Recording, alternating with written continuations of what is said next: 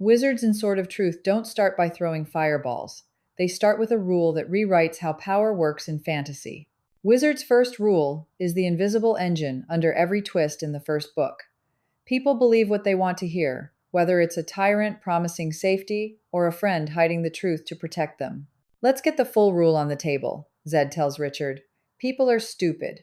Given proper motivation, almost anyone will believe almost anything. Because people are stupid, they will believe a lie because they want to believe it's true, or because they are afraid it might be true. Notice he doesn't call people unintelligent.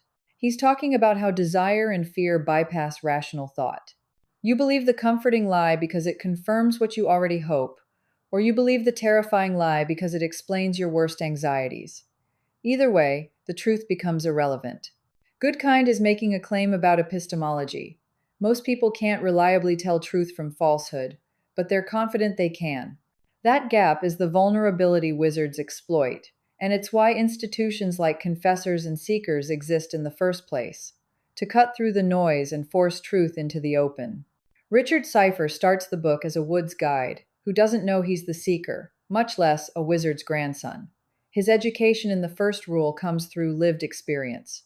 He watches people fall for Darken Rahl's propaganda, sees friends twist facts to fit their fears, and slowly realizes the war isn't just about swords and borders. It's about controlling what people believe.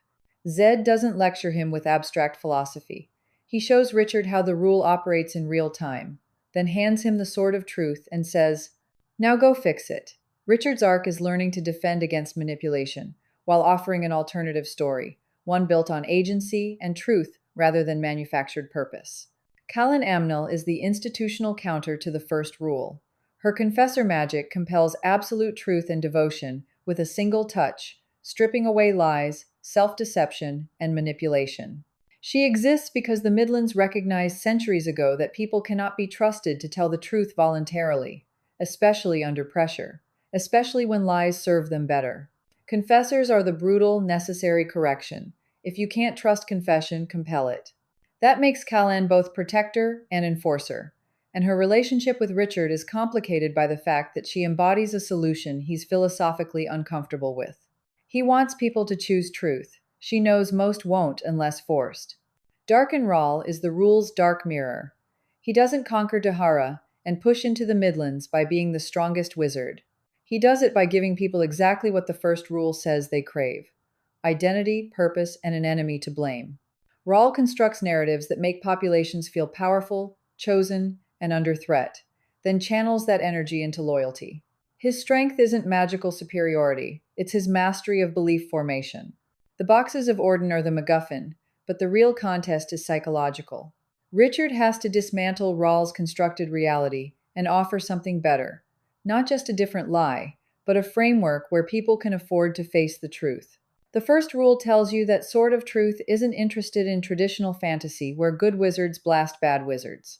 It's a story about power as narrative control, about how easily populations are herded when you know which levers to pull.